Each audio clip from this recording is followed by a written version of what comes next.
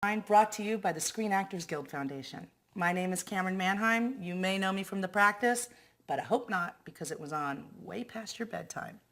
Today, I'm going to read Enemy Pie, written by Derek Munson and illustrated by Tara Callahan King. It should have been a perfect summer.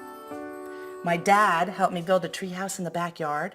My sister was at camp for 3 whole weeks, and I was on the best baseball team in town. It should have been the perfect summer, but it wasn't. It was all good until Jeremy Ross moved into the neighborhood, right next door to my best friend Stanley.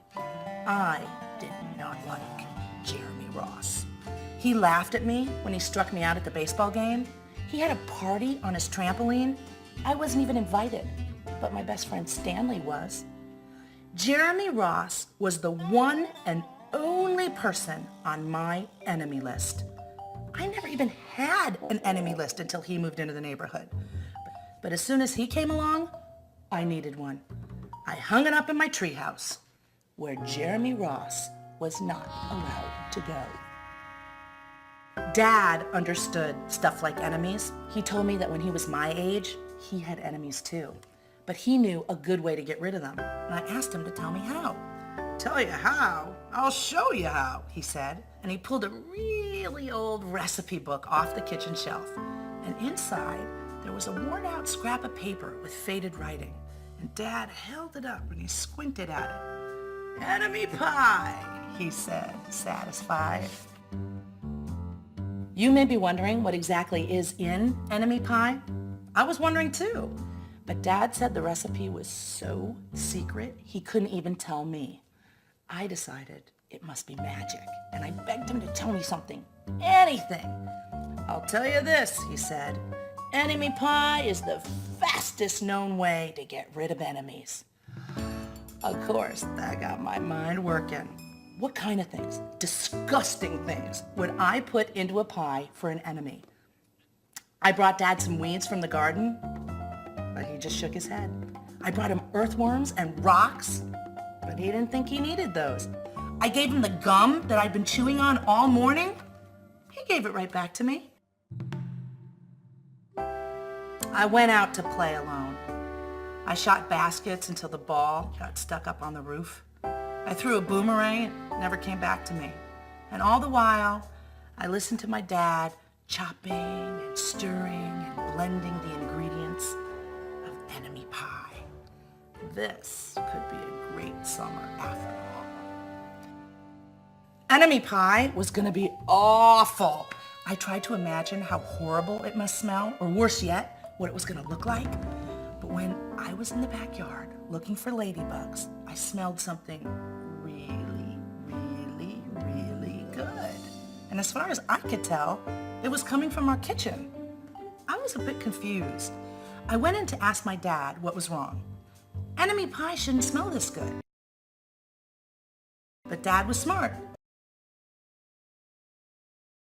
"If enemy pie smelled bad, your enemy would never eat it," he said.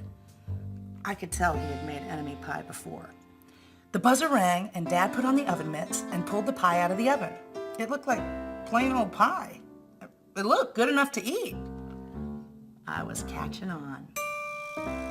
But still, I wasn't really sure how this enemy pie worked. What exactly did it do to enemies? Maybe it made their hair fall out or their breath stinky. Maybe it made bullies cry. I asked my dad, but he was no help. He wouldn't tell me a thing. But while the pie cooled, he filled me in on my job. He talked quietly. "There's one part of enemy pie that I can't do. And in order for it to work, you need to spend a day with your enemy. Even worse, you have to be nice to him. It's not easy, but that's the only way enemy pie can work. Are you sure you want to go through with this?" Of course I was. It sounded horrible. It was scary, but it was worth a try. All I had to do was spend one day with Jeremy Ross, and then he'd be out of my hair for the rest of my life. I rode my bike to his house, and I knocked on the door. When Jeremy opened the door, He seemed surprised. He stood at the other side of the screen door and he looked at me, waiting for me to say something. I was nervous. Can you play? I asked. And he looked confused. I'll go ask my mom, he said. And he came back with the shoes in his hand. His mom walked around the corner to say hello. You boys stay out of trouble, she said, smiling. We rode bikes for a while and played on the trampoline. Then we made some water balloons and threw them at the neighborhood girls. But we missed. Jeremy's mom made us lunch, and after lunch, we went over to my house. It was strange. I was kind of having fun with my enemy. He almost seemed nice, but of course I couldn't tell my dad that since he'd been working so hard to make the enemy pie. Jeremy Ross liked my basketball hoop. He said he wished that he had a basketball hoop, but they didn't have room for one. I let him win a game, just to be nice. Jeremy Ross knew how to throw a boomerang. He threw it and it came right back to him. I threw it and it went over my house into the backyard. And when we climbed over the fence to find it, the first thing Jeremy noticed was my treehouse. My treehouse was my treehouse. I was the boss. If my sister wanted in, I didn't have to let her. If my dad wanted in, I didn't have to let him. And Jeremy Ross wanted in. Can we go in it? He asked. I knew he was going to ask me that. But he was the top person, the only person on my enemy list, and enemies aren't allowed in my treehouse. But he did teach me how to throw a boomerang, and he did have me over for lunch. Did let me play on his trampoline. He wasn't being a very good enemy. Okay, I said, but hold on. I climbed up ahead of him and I tore the enemy list off the wall. Whew. I had a checkerboard and some cards in the treehouse, and we played games until my dad called us down for dinner. We pretended we didn't hear him, but when he came out to get us, we tried to hide from him. But somehow he found us. Dad made us macaroni and cheese for dinner, my favorite. It was Jeremy's favorite too. Maybe Jeremy Ross wasn't so bad after all.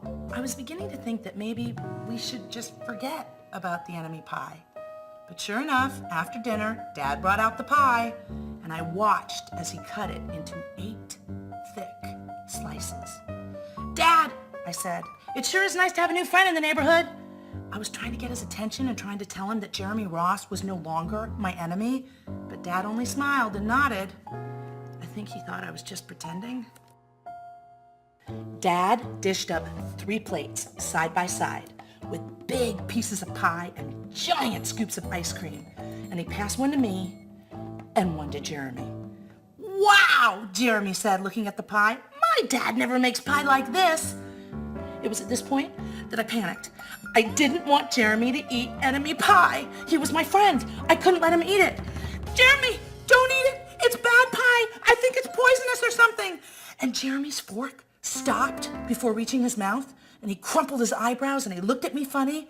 I felt so relieved. I had saved his life.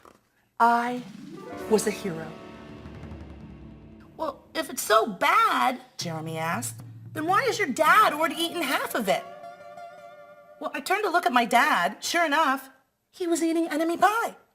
Good stuff, he mumbled through a mouthful, and that was all he said. And I sat there watching him eating enemy pie for a few seconds. Dad was laughing, Jeremy was happily eating, and neither of them was losing any hair. It seemed safe enough.